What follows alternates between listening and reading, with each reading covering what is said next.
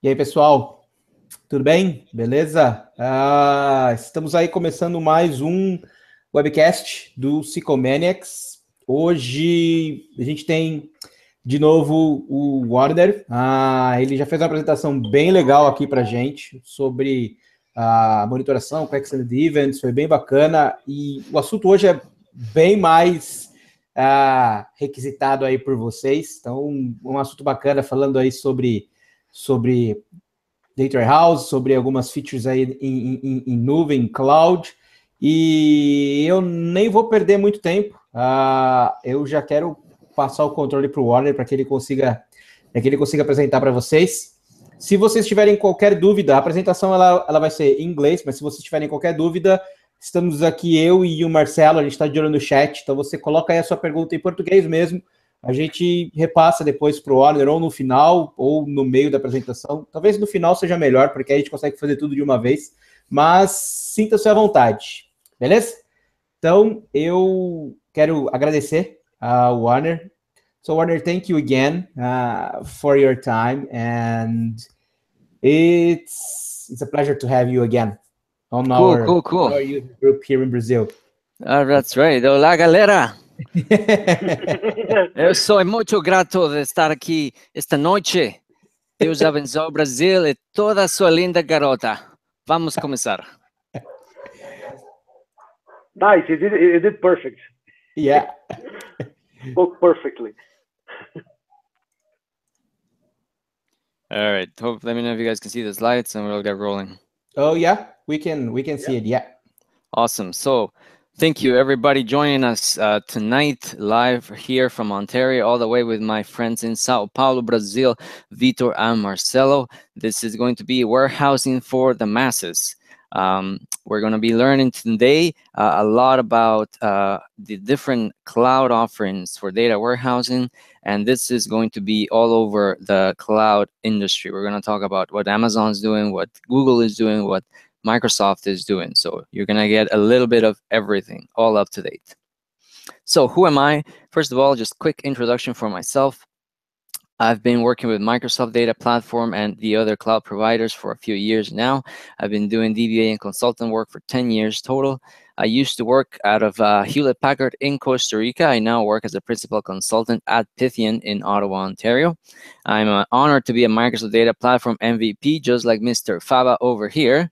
And you guys feel free to reach out to me at Warchaf on Twitter. Check out my personal blog, SQLturbo.com, and check out our company blog as well, Pythian.com. We have a lot of good content there of cloud, Oracle, SQL Server, open source databases, system reliability engineering, big data, all kinds of stuff. So please go ahead, guys, and check that stuff out. All right.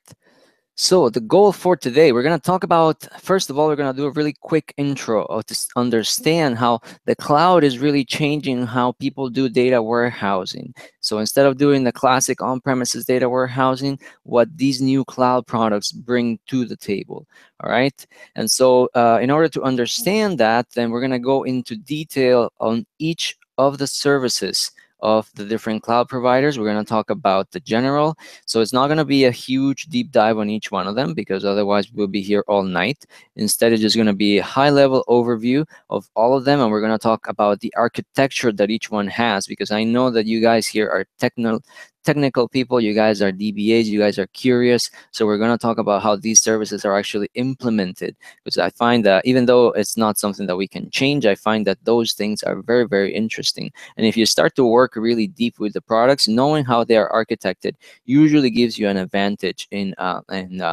more reliability, more performance, more uniform performance, and so on. So we're going to talk about Amazon Redshift, Google BigQuery, Azure SQL Data Warehouse, Azure Data Lake, and Amazon Athena. Right. So let's talk about first, why this is a big deal, why warehousing in the cloud is a big deal. So let's talk about the classic on-premises data warehouse project. So for all of us here on this webcast and some of you watching the recording, think about yourself. How many of us have seen on-premises warehousing projects that any of these things happen? they stop, the whole project stops after lots of money has been spent and there's no useful results. Simply a data warehouse was built, a bunch of data was loaded, some reports were created, none of it according to what the users really needed at the end. The project is a failure.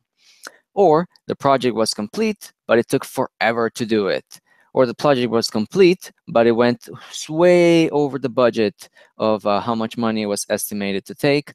Or the project was complete, it was okay, but after a while, nobody's using the data warehouse anymore. Everybody's back to their Excel sheets and back to just, pulling the data directly from the sources and manipulating everything themselves. So a huge waste of money and possibly time and effort and resources for any company. So why do these projects have such big difficulties? Well, there's several reasons, but I'm outlining here the main 4 reasons that I usually find. First is that they require very big upfront investments of hardware and possibly licensing. And once you make those really big upfront investments, you're tied to whatever you said that you needed, right? So if you said that you needed 32 cores at the beginning and in the end you needed 64, it's hard to go at the middle of the project, and let's say you bought a server that doesn't have space for 64 cores, then you have to go buy a new server. It gets really complicated, right? The project basically, like point number 2 says, it requires you to forecast what you need very accurately. And all of us here, technical people, we know that forecasting performance and especially on our data warehouse needs, it's fairly difficult to do. And that's why many of these projects also go over budget, because it's so hard to accurately forecast what you need that people come up with huge crazy things so that they know that for sure they're not going to be short, right? Third, they require a high level of infrastructure, and not just infrastructure, but also product expertise. So you need to know a lot about storage to get it right. You need to know a lot about building a proper server to get it right. If you're going to put high availability, you need to know about clustering to get it right. And obviously, that's just the hardware part. Somebody's got to manage all of that. Somebody's going to manage the cluster. Somebody's going to manage the data. Somebody's going to manage the database engine. And this is the same, regardless if you're doing this with Oracle, with SQL Server, with Teradata, whatever on-premise technology you're using, you're going to have to do all these things, right? And finally, is that these projects also require IT departments to be really quick and agile to be able to keep up with the users and their requirements and what they want to do. And as we all know, usually IT departments are not the fastest to turn around in the world in many companies, right? So this is the basic general dysfunction of many classic on-premises data warehousing projects. So how is it different when we talk about putting this in the cloud then, right? What is the big advantage, or why is this such a big game changer? Well, let's do a comparison, right? On premises, like I said, is a big cost up front. We gotta, line up all of our ducks and buy everything, rack it, and so on. On the cloud, we don't really have to do that, right? It's an ongoing cost, and it's a cost that we can know before we go into it where more or less we're going to start. And if we need to ramp up at any point, we can do it. Or if we need to ramp down, we can also do it. And it's hard to ramp down on premises. It's hard to return the whole server and just get a smaller server, right? You can do it, but it has a cost, very high cost sometimes. On premises, you need to accurate a forecast of what you need, how many cores, the memory, the storage, and so on, right? On the cloud, it's elastic capacity. I don't really need to forecast much. All I need to know is more or less where I want to start, and after that, I just play with it while we're developing the data warehousing, while we're doing testing to find the right level of performance that I want, right? On premises, again, you need infrastructure expertise. In the cloud, the services that we're going to talk about today are fully managed services. They don't require to set up your operating system. They don't require you to do any patching. They don't require you to be taking care of the high availability and so on, okay? And finally, on premises, you have longer development cycles because you have to basically build everything around the data warehouse yourself, because the data warehouse doesn't live on its own. It's not a product that's complete by itself. It requires ETL, it requires visualization, it might require data cleaning, and so on. So the cloud already brings an ecosystem of other products, right, that makes development more agile. For example, you can make templates to create or destroy the servers. You can do prototyping really fast. You can just spin up the server, try something really quick. If it worked, it's great. If it didn't work, you destroy everything, and you only paid for what you used. The services are already integrated. So, let's say you're working in Amazon, then, it's really easy to integrate S3 with Amazon Glue, with Redshift, or if you're working in Azure, it's really easy to integrate blob storage with Azure Data Factory, with Azure SQL Data Warehouse, and so on. Whereas on premises, you would have to do all that on your own with maybe 3 different products that are not as tightly integrated, okay? So what happens, because the cloud has made this so much easier, the end result is the data warehousing, and more importantly, business intelligence in general, it has a significantly lower barrier of entry. And I think this is really, really important for all of us here in the webcast. We have to see the huge career and market opportunity this brings for us too, because it used to be a few years ago that only really big corporations could afford data warehouses or could afford to do business intelligence. But the cloud has now really brought that down to the level that medium-sized businesses can start to think about business intelligence and can do a small-sized data marts, for example, with very, very accessible or reasonable budgets, right? So what does that mean? It means that there's going to be more people trying to do this. It means that they're going to be hiring or looking for more experts trying to get this going. That's a big opportunity for us. So let's check out the cloud offerings in detail. And if you guys, like I said, if you're using Amazon, Google, Azure, it doesn't matter. We're going to go through all of them, right? And I hope that intro really got you excited about the market opportunity, about how this is changing, how data warehousing is done, and how this is a good thing for our careers as well. So let's talk about the type of data warehousing, or and also / big data services, because some of these can be used or have a role to play in data warehousing, but they are technically big data services. So 3 of the services that we're going to talk about today are basically for structured data. And when I talk about structured data, what I mean is that the schema is put on write. So we have to predefine our schema, and then when we write, that schema is applied, right? And that's how most databases work. That's how SQL Server works. That's how Oracle works, and so on. So that's the structured data part. So Amazon Redshift, Google BigQuery, Azure SQL Data Warehouse, we have to define a schema first, tables and columns and rows, and then we put in the data, right? So that's the classical part of data warehousing. Now, there's also some very interesting services for unstructured data. And what I mean by the unstructured at this point is that the schema is placed on read, because there's truly no unstructured data, right? Let's get that out of the way, by the way. People say, oh, my data is unstructured, but that's not true. Nobody's data is unstructured. It's just not put on a schema on write. Because if you have a bunch of, let's say, oh, my data is unstructured, it's a bunch of just JSON files with different fields. Well, that's fine. It has a structure. It's a bunch of JSON, right? So if we figure out what those fields are in the JSON, we can put that schema when we read the JSON back and then do something useful, right? You can say, oh, it's a bunch of video. Well, then what format of video is it using? We need to understand the format of the video, and then we can write some processing, and then we put that schema on the video when we read it, right? So everything has some sort of structure.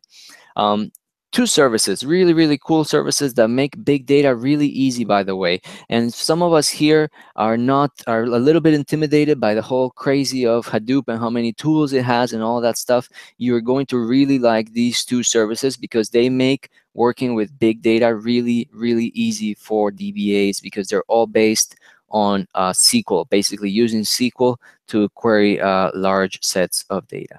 Okay, so we're going to go through all these, the architecture, and then we're going to throw a couple of demos. Tonight's demos, I'm going to be demoing services that a lot of people haven't really gotten a lot of exposure to, so I think it makes the demos more interesting.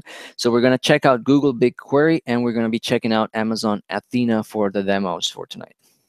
So there are some common traits among all these services, some things that all these services do because they run in the cloud and because they're designed for really big data sets. So all of these services, they all run on multiple nodes. So they're not symmetric multiprocessing, they're all MPP, massively parallel processing. What that means is that it's not one giant machine that's running the data warehouse or one giant machine that's running the big data compute layer. They're all multiple machines working together, right? They're all distributed compute.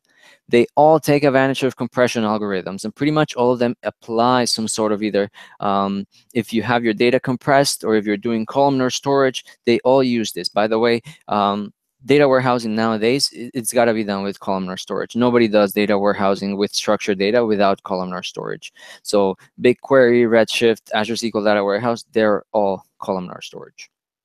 None of these systems enforce primary keys or foreign key constraints. And the reason for that is because they are distributed compute systems. So it's really hard, or it would be really expensive in terms of performance to be enforcing these types of constraints. Now, some of them will let you declare a constraint just as a way to document your schema, but they will not actually enforce it. For example, you can declare a primary key on Amazon Redshift, but if you insert 2 records with the same primary key, it's not going to complain. It does not care because it's not going to enforce it because it's distributed across many different nodes. Okay. All these as well, they can be used as direct query sources, right? Like, for example, just throw some SQL directly to BigQuery or throw some SQL directly to Azure SQL Data Warehouse. Or they can also be used as a backend for analytical tools like machine learning. They can be used for analytical tools like doing some OLAP with some analysis services, let's say if you're on Azure, or using some other cube from like business objects, for example, if you connect it to Redshift and so on, right? And finally, like I said, a big advantage is that they're all tightly integrated within their own cloud ecosystem, right? So Google obviously has a big ecosystem, Amazon and Microsoft do, and they all work really hard so that it's really easy to use all these different tools inside, inside their cloud, okay? All right, so let's talk about Amazon Redshift. So what is Redshift? Redshift is a cluster service with no pause. That means when you create a Redshift, or when you want to use Redshift, you create a cluster. So it's basically a server, a big distributed service with that you can't pause. So it's not like you can just turn it off and then turn it back on. If you want to turn off Redshift, basically what you do is you have to take a snapshot of everything, destroy it, and then recreate it, which can be time consuming depending on how long, sorry, not how long, how big your data warehouse is. So something to keep in mind, because we're going to be seeing a lot of different configurations and capabilities with all these data warehouses. And what is important for somebody in their use case might not be important for somebody else in another use case. So that might affect how you select which one of these cloud data warehouses you will use. So Redshift under the covers is a PostgreSQL customized MPP engine with columnar storage, like I mentioned. A lot of compression in that columnar storage as well. It uses something similar to SQL Server's segment elimination called zone maps. Basically, it keeps track of the different min and max values of a particular value of a column to be able to find the chunk of a columnar storage column to read into memory to service a query and so on. Redshift gives you a lot of control in terms of configuration of hardware. So it has options for magnetic, it has options for SSDs.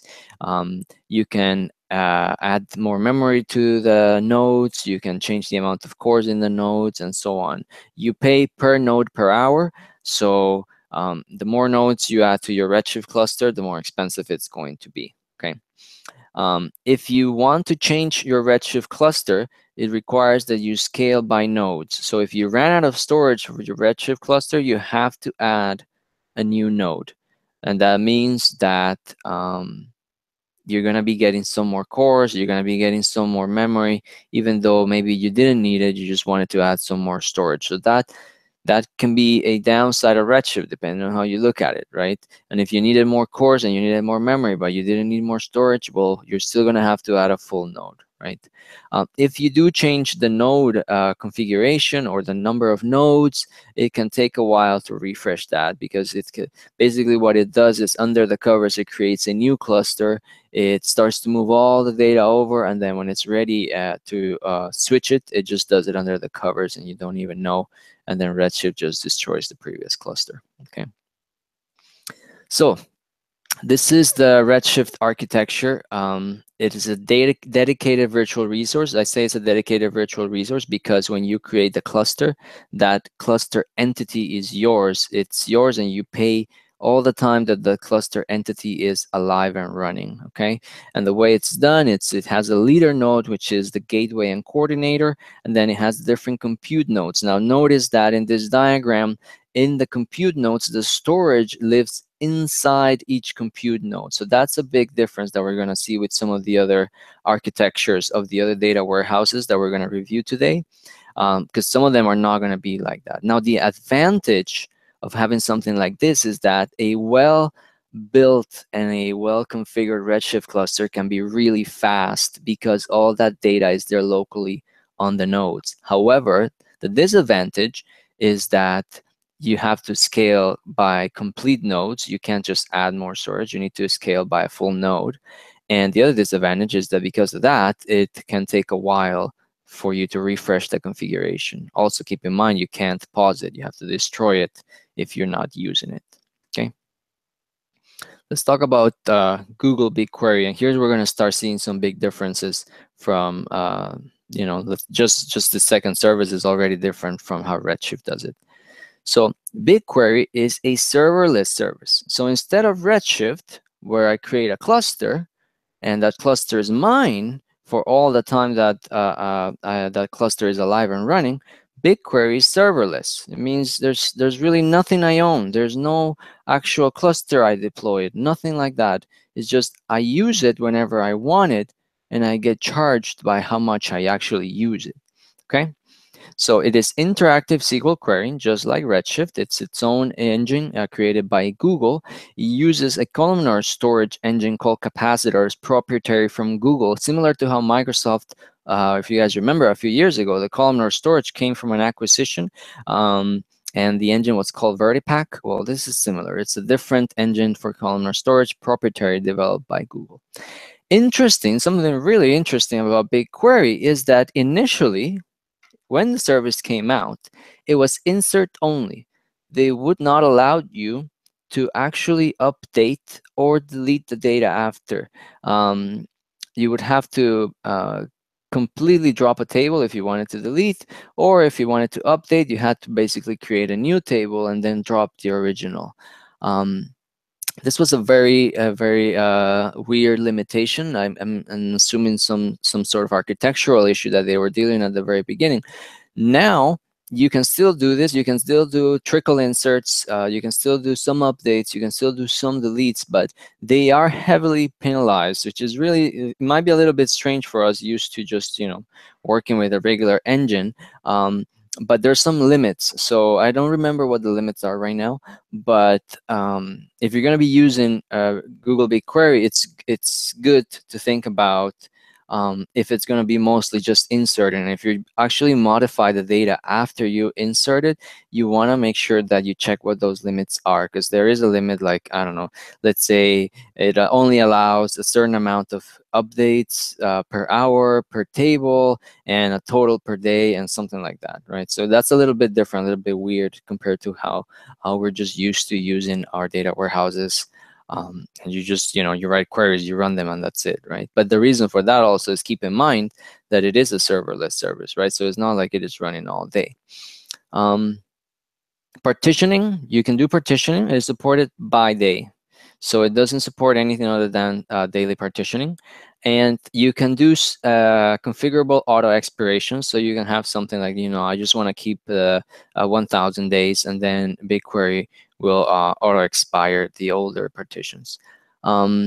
You pay for storage. You pay for stream and insert. So that's if you need to stream just inserts little by little instead of just doing batch inserts.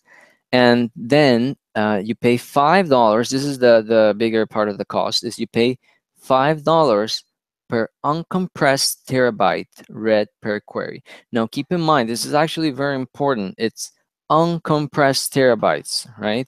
So if your data compresses, let's say you have a query that reads a big warehousing query that reads 500 gigs, and compressed, you don't know how much it is. You just load them into Google BigQuery. Maybe compressed is not 500 gigs. Maybe it's 100 gigs. It doesn't matter. When you query it, you're going to be charged $5 per uncompressed terabyte. All right. So the first terabyte that you read, that'll be $5 uncompressed. There is also another way to use BigQuery that you might get charged on. If you use it a lot, you can do flat rate. And flat rate basically starts at $40,000 a month. So it's pretty high. So most people that I see, they start first with the $5 per uncompressed terabyte. And depending on how high their bill gets, then they might look at the flat rate pricing if it's justifiable, right? Like I mentioned before, it does both batch and streaming insert.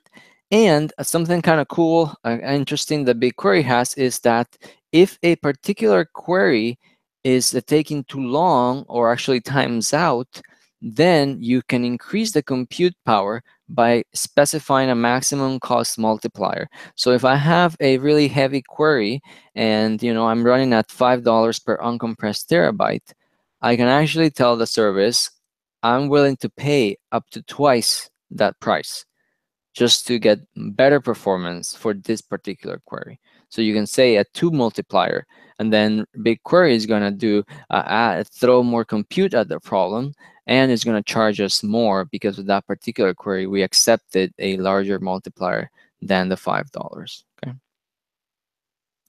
So this is how BigQuery works. Now keep in mind something interesting, already different.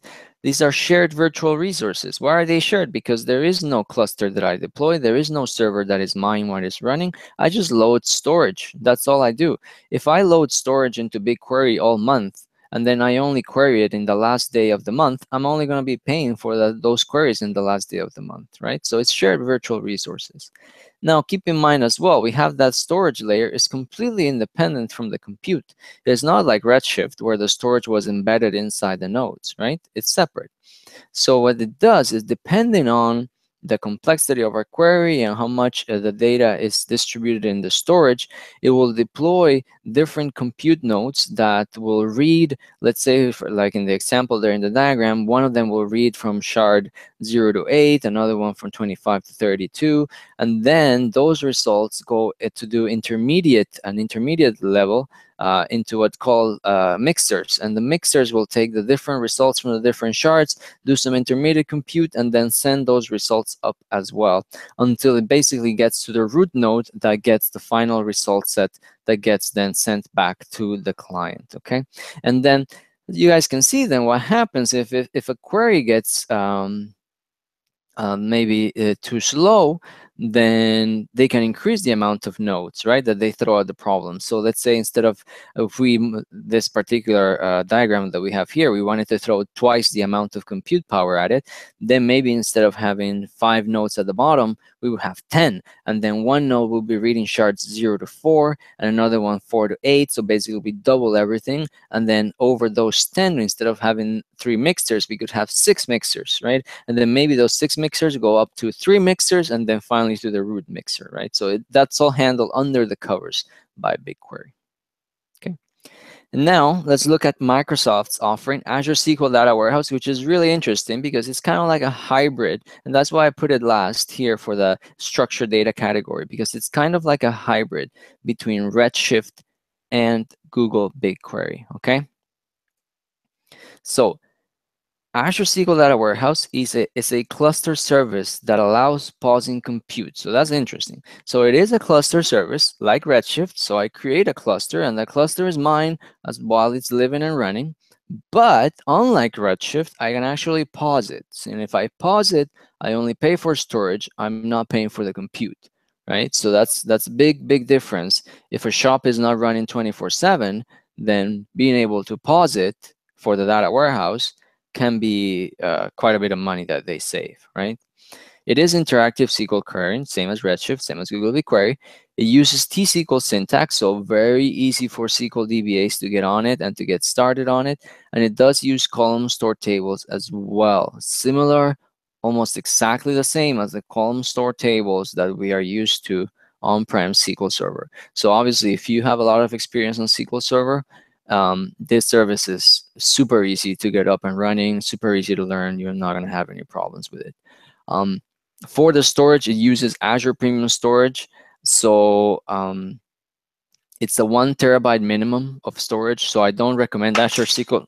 Sorry about that. I don't recommend Azure SQL Data Warehouse if you have a warehouse that is less than 1 terabyte. If you have a warehouse that's less than 1 terabyte, you might want to look into just doing columnar storage inside Azure SQL Database if you want to go into the PaaS type of offering, or otherwise you can just run SQL Server, obviously. The cost depends on the DWUs. It's just called the data warehousing unit. At the end of the day, the data warehousing unit, what it means is the amount of compute nodes and how much concurrency you get out of the data warehouse. So, the higher your data warehousing unit that you pay, the more compute nodes they add to your data warehouse. You can do batch loading through Polybase. So I don't know if you guys are familiar with Polybase or not. The Polybase is now a part of SQL Server, and it's basically a loading technology to load data from different from external sources, especially from Hadoop-based sources. So that's how Polybase started, as a way to be able to load data from Hadoop into SQL Server with simple querying. And now it's also done here in Azure SQL Data Warehouse as a way to load data from blob storage or from Azure Data Lake in parallel to SQL Server. You can also do just a regular T-SQL insert. That's no problem with that. There's no limits or anything for updates, deletes, or whatnot, like BigQuery.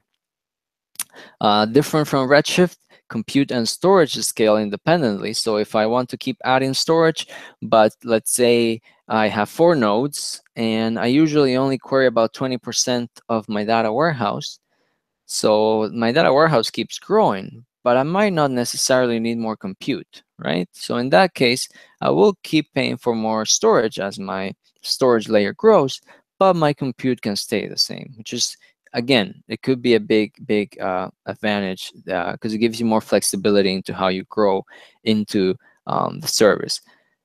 Also, the opposite is true as well. If your storage stays more or less the same, but you're getting some requirements to run some really heavy, high compute queries, you can add more nodes and keep your storage the same, run those super high compute queries, then dial down compute and go back to our normal level when those heavy reports are done, right? That's really cool. That's really the flexibility that the cloud gives you, right? And this happens really fast.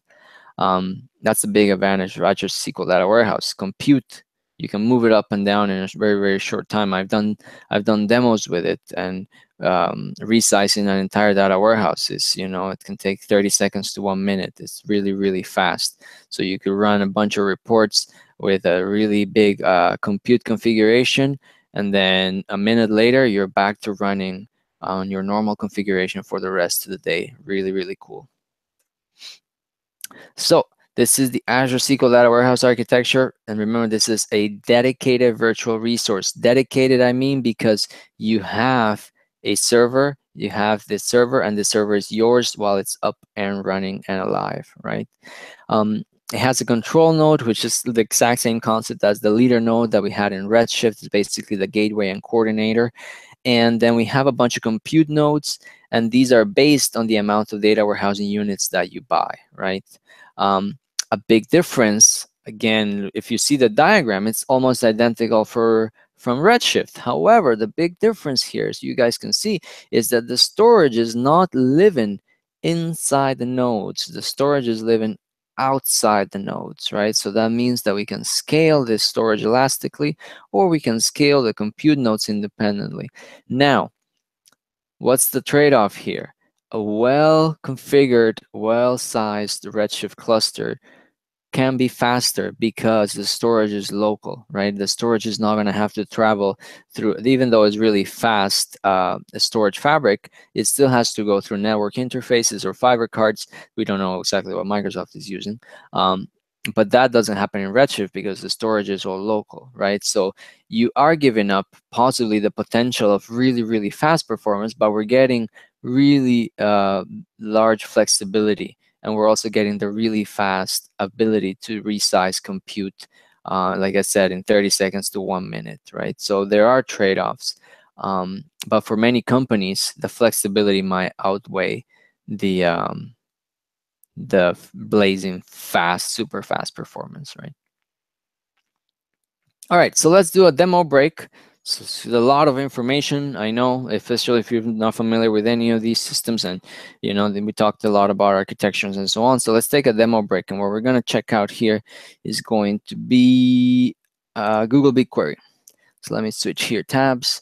So this is Google BigQuery. And I'm going to show you guys some queries, what they look like, and I'm going to run them. And then we're going to see the execution plan and so on. Pretty cool stuff. So here it is. Let me show you guys. So something really cool that that BigQuery has is there's a bunch of public data sets. So the storage is already loaded with a bunch of really big data sets that you can play around. For example, this one is a Wikipedia data set that counts the pages. This is a table for the pages on Wikipedia for 2010 January, and basically I'm just checking. I'm selecting the title, summing how many requests or page views were requested for each one of these pages, where the title is one of the countries in our continent, right? And I'm grouping by title, order by total requests. And we'll just run that now. We'll see how long it takes and how much data is consumed. There we go. So I'll show you guys real quick a couple of cool things. So you guys see here, query completed. It took 4.7 seconds and it processed 154 gigs uncompressed, remember? So we don't know under the covers how big that was compressed. Let's say if we assume a 20% ratio, then we're looking at what, a little bit less than 30 gigs, right? So we don't know though. So the BigQuery reports the uncompressed size. So pretty fast, pretty good. We can see the results here, though the results are not particularly interesting for our demo. It got the results. That's all we want about. If we look at the explain here, that is kind of cool. So we see, remember how we mentioned about the shards, the mixers, and so on. So we can see what happened here, right? So at the very beginning, at the first stage of the job, the amount of rows were 3.68 gigs or rows, and then it went into a smaller output of 28.5K, and then that 28.5K just turned into 28 bytes of output. So we see how it's just decreasing as it goes through the different stages, and we can see how long the bytes processed, the bytes that were billed to my account, and so on. Okay. Something else interesting, you guys can see here, I can say show options, and look at this here. So you guys can see here, I have this maximum billing tier. So that's where I can say, oh, I'm okay with paying more for my for this query to just be faster. Okay, so let's go back into my saved queries. All right, get back there, query history. There we go. And we're going to run another Wikipedia page because I want to show you guys an interesting comparison here of queries. So let's run this one. So this is another Wikipedia set. So check this out. So this is another Wikipedia page counts data set, and it's from June 2014. And all I'm doing here, check out, I'm selecting the title, I'm selecting the language of the page, and then the amount of requests.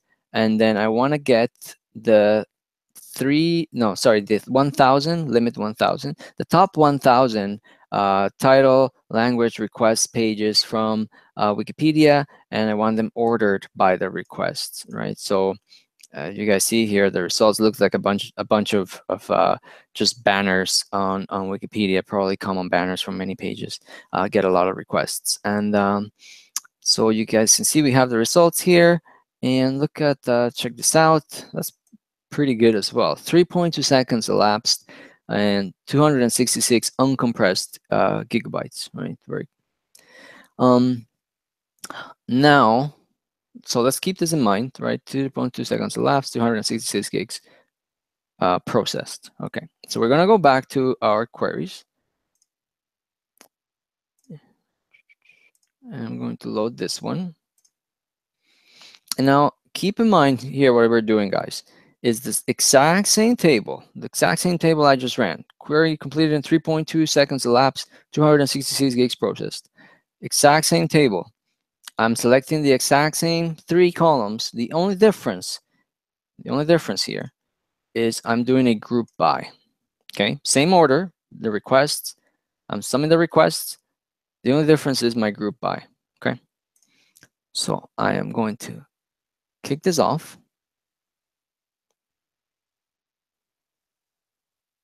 And we're going to go back to the slides. All right. So now we've seen the 3 big structured data services. We're going to talk about managed big data services because they are very useful for many data warehouse scenarios. And again, this is similar to the data warehouse advantage, how it lowers the barrier of entry for the technology, because companies no longer have to deploy Hadoop clusters. It's not even that they don't have to deploy Hadoop clusters, but also they don't need super specialized developers. These managed big data services make it really easy for anybody that knows how to write SQL to basically work with big data size unstructured data. So again, it lowers the barrier of entry. It makes it really easy for many of us that were used to just working with SQL to jump in and be useful into analysis and processing of big data. So a big plus for us as well. It makes it really easy for us to jump into the big data pool. Okay, so another good reason why some of you might want to learn these big data services. Again, a lot of career potential and opportunity out there right now. So let's talk about Microsoft's Azure's Data Lake. So Data Lake is a serverless service, so there's no cluster you deploy or anything like that. And it's split into a Data Lake Store and Data Lake Analytics. Data Lake Store is just the storage layer, and Data Lake Analytics is really where the magic happens and where it gets really interesting. So Data Lake Analytics allows you to do batch-style SQL querying and also comes with a relational catalog. And it uses a language called USQL. And the USQL is very, very similar. If you guys were to check it out, I'm not going to cover it in this particular presentation because we're going to cover Athena instead. But I do have some other stuff related to Azure Data Lake out there. Very, very similar to what you're used to with T-SQL. The biggest difference with USQL is that it's tailored to processing unstructured data. And by unstructured, again, I just mean files on Data Lake Store or National Blob Storage. And also because it's really tightly integrated with C#. So you can write custom functions, extractors. So if you have let's say a custom file that is not a CSV or a TSV, something that your company invented, then you can write an extractor with .NET and integrate it with USQL, right? Like I said, it's flexible to use either Data Lake Store or Blob Storage. It comes with extractors already built in for just regular expression to process text. So that includes CSV, TSV, and so on. JSON or C, Parquet, or like I said, you can write your own if you want to. You pay for the storage, obviously, like everything in the cloud, you pay for the storage, and you pay for what is called analytical units per job. And that is basically like the amount of parallel compute that the job gets assigned, right? So the AUs define the cores, the memory of your job, how many threads are going to run concurrently for it, and you can move that up and down. you only pay per job per AU. So if you had a job that was really big and you put, let's say, 20 AUs, then only that job will pay for those 20 AUs. And you had another job that was just, it was smaller or it could wait longer, then you used 5 AUs for it, let's say, and you only get charged for that job just those 5 AUs. So really flexible in terms of how much you're going to pay for it. Now, one downside of Azure Data Lake right now, it does not have interactive querying. And what that means is that it doesn't have like a driver where I can just connect to Data Lake Analytics and just send the query and just get the results back on a client. It doesn't work like that. Right now, it just works through batch. And what that means is that basically I have to write my query, submit it as a job, and then the output will come out into the file system. So here's USQL Data Lake Analytics architecture. So we have, let's say, at the bottom, we have that layer of storage that will be Azure Data Lake, and it is HDFS compatible. So you can create a full Hadoop cluster if you want and connect it to that if you wanted to. The amount of compute resources, like I said, are dependent on the AUs. Usually what we get is a bunch of extractors that are the ones that are going to read the data from blob storage or from Data Lake Store, and then those are going to read the data and put the schema on the data. And once that data has been schematized, it then gets pushed into different processing nodes and possibly into aggregate nodes that will do the actual querying that you're looking for, right? So if you, let's say you had a query that was doing some sort of a where clause and then some grouping or aggregation, then the extractors would take all those files, they would put the schema on the files, and then they would push that into the process nodes. The process nodes would check for the predicates, so they filter all the rows that you don't care about, and then only push into the aggregate the rows that were that actually fit the conditions in your where clause, and so on. The cool thing, obviously, is that you don't have to worry about any of this. These details are all handled by the execution engine.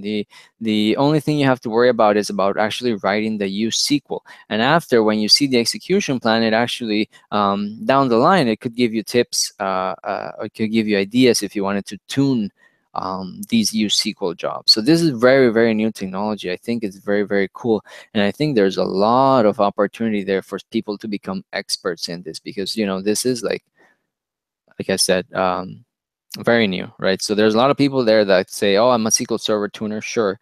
How many people can say that they're a Data Lake Analytics tuner? Not that many, eh? So, all right, and let's move on to the final service that we're going to analyze today. We got about 12 minutes left in the hour, and this is Amazon Athena. This is the latest service out of all the ones we've covered today. This is the last one that has come out, and it's very, very similar to USQL.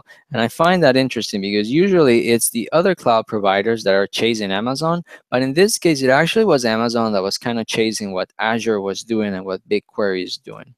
So Athena is also serverless. So again, you don't have to deploy anything. And it is interactive SQL querying, same as USQL, it's very similar to USQL. A big difference here is that Athena only has a metadata store. So if you guys remember, I mentioned before that USQL had a catalog relational store. So on USQL, Data Lake and Azure, I can read a bunch of files. And if I want to keep those results inside a table and not have to recompute that, I can do that. However, in Athena, all I have is a metadata store. So when I define the virtual table, I can't keep those results. Every time that I rerun the query, it will again read all the files and just have it as an intermediate table, right? So there's some caching there and whatnot, but there's not a permanent table. It uses S3 as a storage backend. So as you guys know, S3 is probably one of Amazon's largest services. It's the original service that AWS came out with, right? Just basic storage. And it can, right now, it reads off text, JSON, ORC, or Parquet. Now, check this out. Just like BigQuery, you also pay $5 per terabyte. However, it is not uncompressed. It's just per terabyte read from S3, right? So it's a big difference from BigQuery. if my files are uncompressed on S3, then I'm going to pay $5 per terabyte uncompressed. But if I take the time to compress my files on S3, then I'm going to be getting savings right away. Because if Athena only reads the compressed data, I'm going to be paying less, right? So a big difference with Google BigQuery. It uses Presto as the compute engine. Presto is an open source. You guys can go Google it if you're really curious about what Presto is. It's basically an open source in-memory distributed engine developed by Facebook. And because it is open source, then Amazon can basically take it, package it into a service, and deploy it as Amazon Athena. It uses Hive for the DDL. So Hive is one of the oldest, probably original projects from Apache Hadoop. And basically, it was a way to have definition of tables and SQL-style queries inside Hadoop. So they've taken that same definitions that Hive uses, so that it's familiar for Hive developers, and it's also it looks really familiar to SQL developers as well. And we'll take a look at it. Now, something interesting, and that is currently a limitation, in my opinion, is that Athena does not have a mechanism to increase compute power. So if you want your queries to go faster, you can use compression. You can use columnar formats like Parquet. So Parquet is a columnar format file. Or you can use partitioning, so you can split your files into a specific file name structure so that Athena knows which dates go with which files. But other than that, that's it. Once you implement those optimizations, there's no way, like with Data Lake, I can just say, oh, I want more analytical units, and it will just throw more compute at the problem. Or with BigQuery, I can just say, oh, I'm okay with paying $10 per query this time, and it will just throw more compute at the problem. Athena doesn't do that. It doesn't have a knob right now to increase compute power. Maybe it will be introduced later on as the service matures. So the Athena architecture, they are shared virtual resources. They are shared because there's no cluster, there's no server that is yours. You simply run a query and that's it. So Amazon has a bunch of these different Presto clusters just ready to go. And the way they work is these Presto works with coordinators and worker nodes. It just reads off of the S3 buckets. So in this case, the storage is not local. And the workers do some work, and then they pass it on to the Presto coordinator, which again is similar to kind of like the compute node or the leader node concept in Redshift and Azure SQL Data Warehouse. Okay. So let's take another demo break, and let's actually see what happened with our Google BigQuery query. So you guys can see something really interesting here, right? So it did complete the query. And it read the exact same amount of data as our previous Google BigQuery. Because we were reading from the same table, we were reading the same columns, all we did was add a group by. However, remember, when we did the previous query, it ran in 3 seconds. And now it ran in 64 just by adding the group by. So that's something really interesting that you have to keep in mind, is that because the $5 per query comes with a base level of compute, when you do operations that are compute intensive, it can make the runtime of the queries grow in a way that you don't expect, in a way that is not linear, right? If we look at this, it's 64. That's 20 times longer that this query took, even though it was reading the exact same amount of data, right? So this query, for example, if I can wait 64 seconds, then who cares? That's fine. But if I wanted it to run faster, I would basically have to go in and pay to increase this maximum billing multiplier and say, oh, I'm okay with paying $10 per terabyte.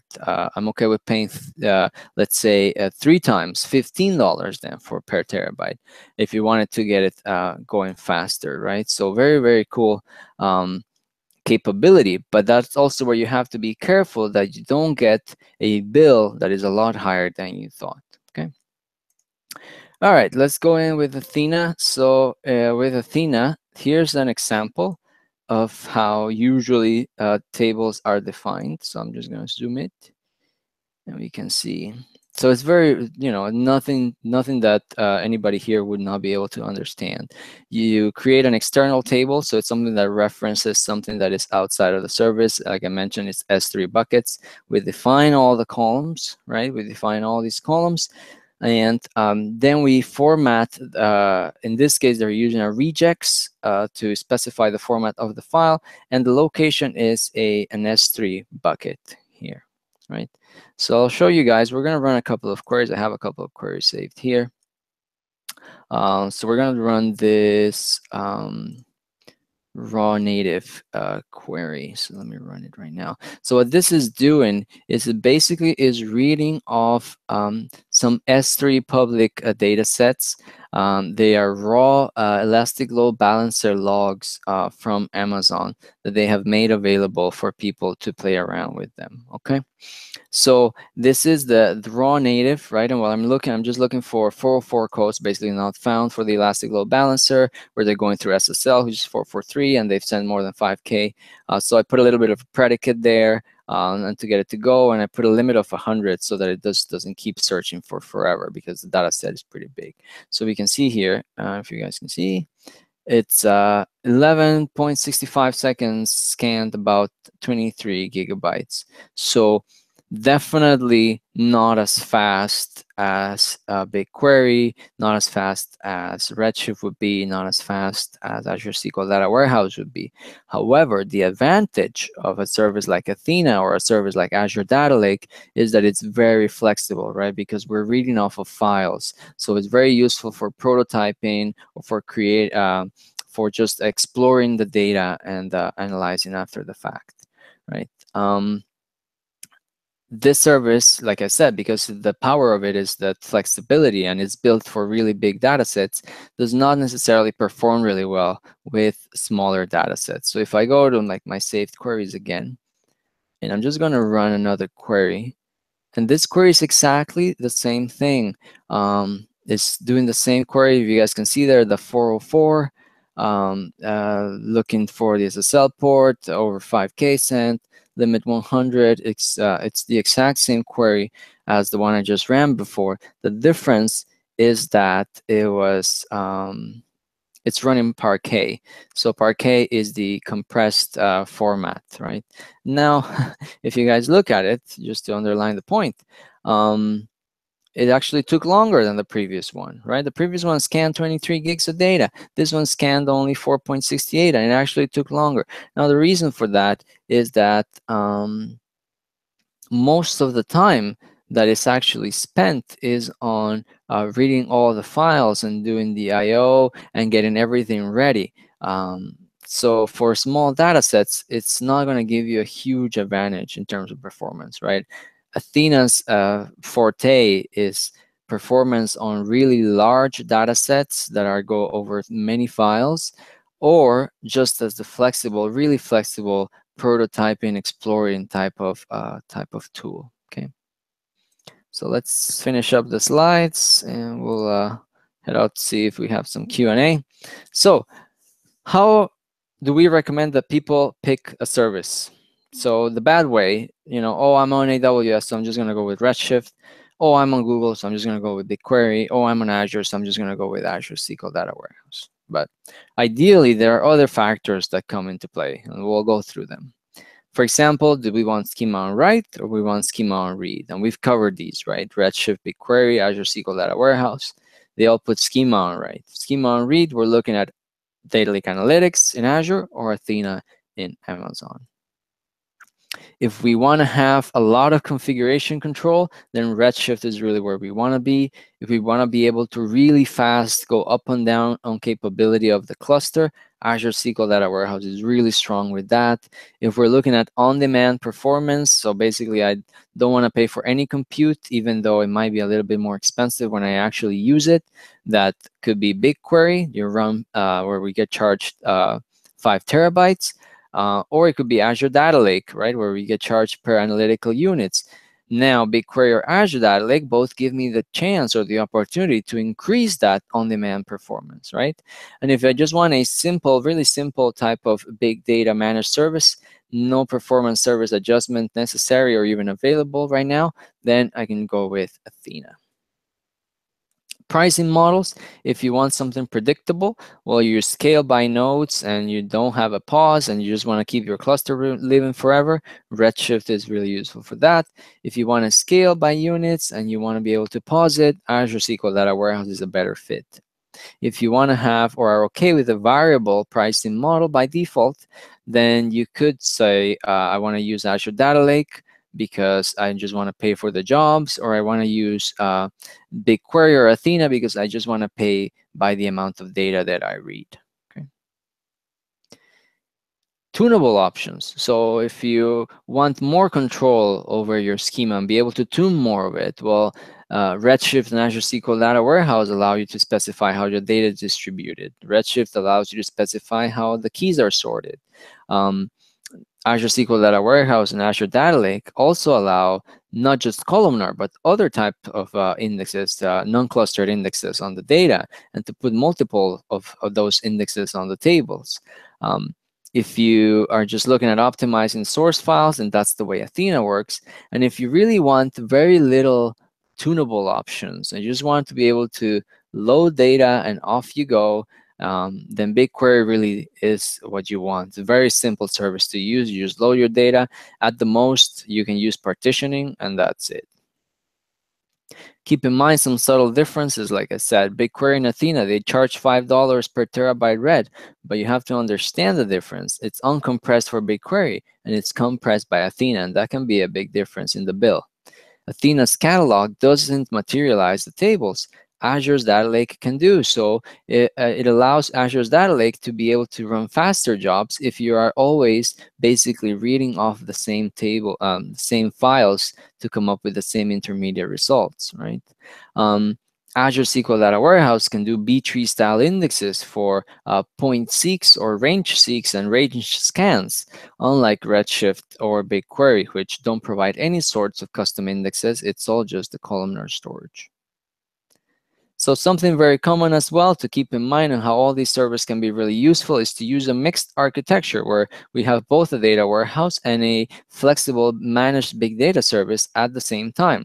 So for example, in this case, we have S3 or we have Azure Data Lake Store, and we use Redshift or Azure SQL Data Warehouse as our production data warehouse, and it goes to our production devices, and everybody's happy with that. At the same time, if we have some sort of new file or new data source that we're trying to look into, see if it's useful, what we can do with it, we can use something like Athena or Azure Data Lake to do some really quick prototyping. We only pay for the jobs, or we only pay for the dollars that we for the terabytes that we read. And once we are happy with what we get with the prototyping on those services, then we can actually incorporate it into the data warehouse. So, recap for today's summary. The cloud has drastically lowered the barrier of entry to data warehousing, business intelligence, and big data, and that is a big opportunity for all of us, my friends.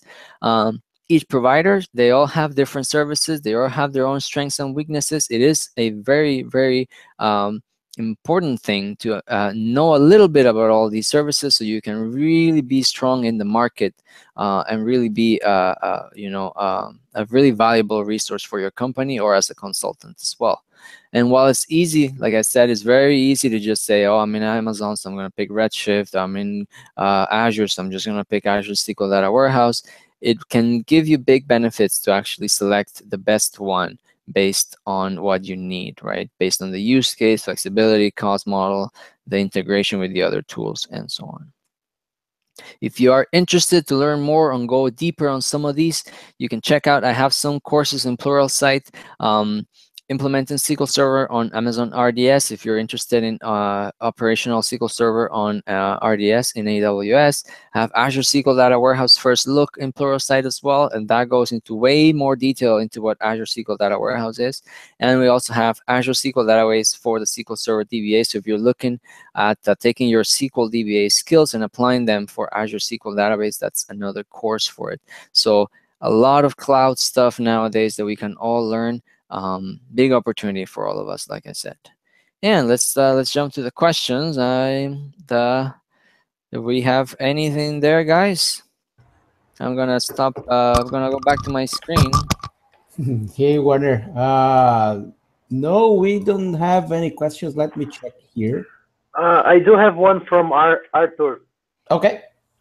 He's asking, Warner, in your opinion, what's the main advantage or the main positive point on Google regarding compared to Redshift or Azure? So BigQuery's biggest, in my opinion, BigQuery's biggest advantage is that it's deploy and go. There's very little to actually do or think about. So if you think about it, goes in terms of how much you control and how much you config, it's like a scale. So Redshift, it would be like the one where you control the most and you can config the most. Then Azure SQL Data Warehouse, and finally BigQuery. In Redshift, you have control over the cores, the memory, the type of storage, and the amount of nodes, right? A lot of stuff. You have control over distribution and sort keys, and even on the compression algorithm that is used for a particular column, right? Azure SQL Data Warehouse gives you control over the amount of nodes, but it doesn't give you control over the type of storage. It doesn't give you control over the amount of cores or the amount of RAM on the nodes. It just gives you control over how many nodes you want. It doesn't give you control over the compression encoding. It just, you use columnar. That's it. It's columnar compression, and it has its own encodings already defined, right? So you don't have to worry about that. You have to set up a distribution key, but there's no sort keys, right? So Azure SQL Data Warehouse is a little bit less complex. And on the other end of the spectrum completely is BigQuery, whereas BigQuery, you don't define anything. You just load data, and the only thing you can define is partitioning. After that, that's it, right? So there's no distribution keys. There's no sort keys on BigQuery. There's nothing to define in terms of nodes, in terms of CPUs, cores, RAM. Now, depending on your use case, that can be a good thing or that can be a bad thing, right? Some people will be happy with something like Redshift, where they have really tight control over anything. Some people will be happier with something like BigQuery, where as long as they get good performance or decent performance, they just want to be able to load their data and start querying, right? So it really depends on what you're looking for. If you're looking for a service where you can ramp up really fast and you don't have to think about how it's configured or any of these other stuff, then you can use BigQuery. Now, on the other hand, like I said, if you're looking for something kind of like in the middle, Azure SQL Data Warehouse is really good. And if you're looking for really tight, really like a tuner's dream type of scenario, Redshift really gives you like, the most amount of little tweaks and knobs that you can play around with to get the performance that you want. Awesome, that's cool. That's pretty much what I had on my end here. Wesley is also saying nice T-shirt. That's right. That's right. Yeah, I think that's it. Vitor, do you have anything else? No, but I have a question. I know, Warner, that we can use a kind of a subscription on Azure to test. Do you know if you can do the same on Google and had Redshift, or you don't have any free trial like Azure? So Google, yes, you can definitely use the free account. It gives you a small amount of BigQuery. I think and the good thing is because there's so many public data sets. Just if you go on Google and if you go on Google and Google public data sets BigQuery, you'll get there's a lot of links and you'll be able to find them. So you only pay for the compute, right? So they give you some cheap thing, well, enough to play around with it. They give you something like, $10 a month or something for BigQuery if you sign up for the free trial, which lasts for 1 year, right? Nowadays, because of all this competition, I think Microsoft is also giving 3 months of Azure SQL Data Warehouse. I forget where you can find that, but if you Google the offer, you can probably find it as well. AWS has always had a free tier. I'm not sure if that free tier covers Redshift, though. I really don't know. You have to Google that one and see if you can find it. But I'm pretty sure that you can definitely play around with Azure Data Warehouse and BigQuery for just using trial or special offers type of thing. If you can get your employer to expense some of that, then that's the best thing you can do, obviously. Oh, cool. I believe it's everything. Let me check again here. Okay. Sounds good. Well, if anybody watches the recording later, just check out the slide with the contact info. And if you think about something else later, or if you watch the recording and then you have a question, obviously you were not live, so you couldn't really ask, feel free to reach out to me on Twitter, and I will get back to you for sure. Okay. Thank you again, Warner, for your time. It was an awesome session. It's good to know, and it's great to compare all those possibilities, and you want to work with big data. So thank you again, and we hope to have you soon again talking to us. Sounds good. Thank you, guys, and until next time. Thank you Thank you guys. very much. Thank you for your time. Valeu, galera. Obrigado aí e abraço a todos. Até mais.